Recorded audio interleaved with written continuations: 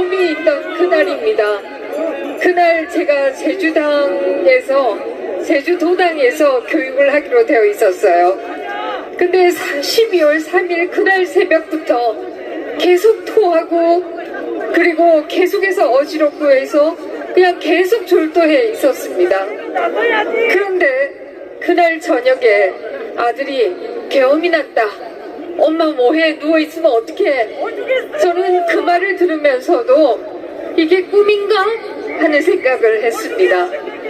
정말 이게 꿈이겠지? 그러나 몸을 움직일 수가 없었습니다.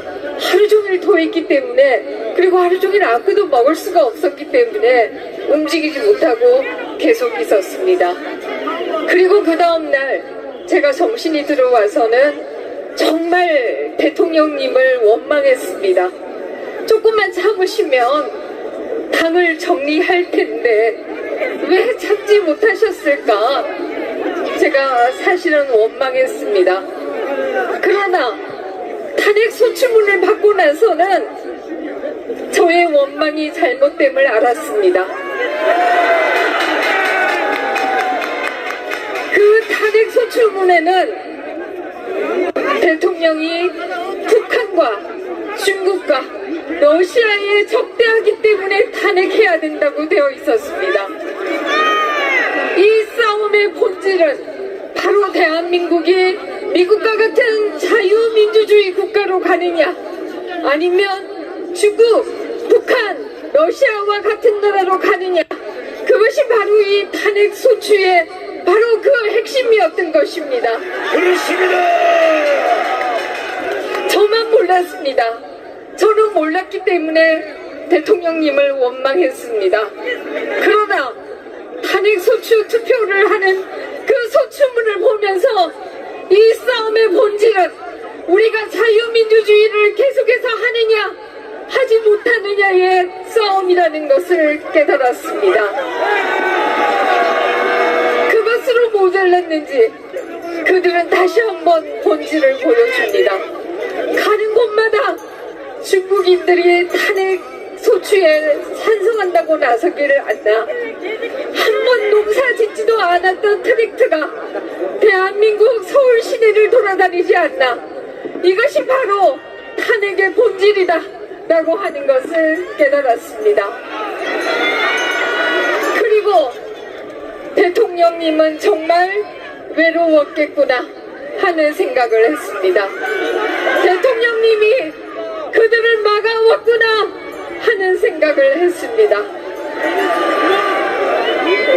그러나 여전히 우리 보수 세력은, 여러분들을 제외한 저희 정치권에 있는 보수 세력은 아직도 이 싸움의 본질을 잘 모르고 있는 것이 사실입니다. 여러분이 이 싸움의 본질을 깨우쳐주고 계시는 것입니다. 그렇습니다.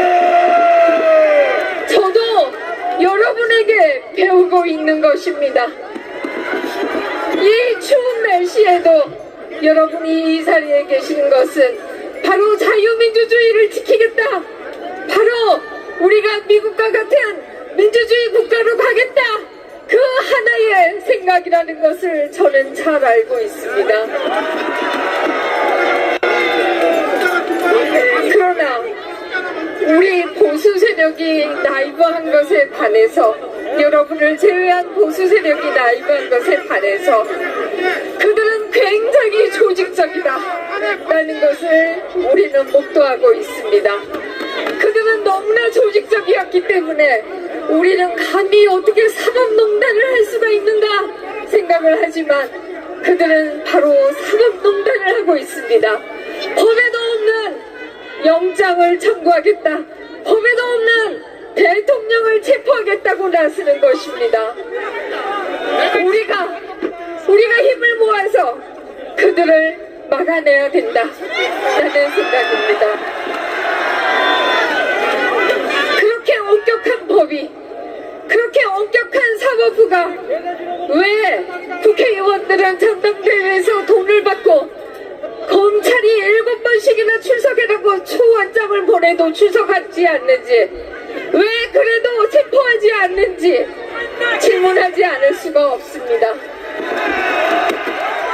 왜 이재명에 대해서는 공당의 대표로서 공적 감시하에 있다라고 하면서 구속영장을 기각했으면서 왜 대통령은 공적 감시하에 있지 않다라고 하는 것인지, 이것이야말로 사법 잣대라고 하는 게 엿장수 마음이다 라는 생각을 할 수밖에 없습니다. 결국 여러분과 또 저희가 손을 맞잡고 이 잘못된 것들을 고쳐나가야 된다 라는 생각을 합니다. 오로지 여러분만을 믿겠습니다. 감사합니다.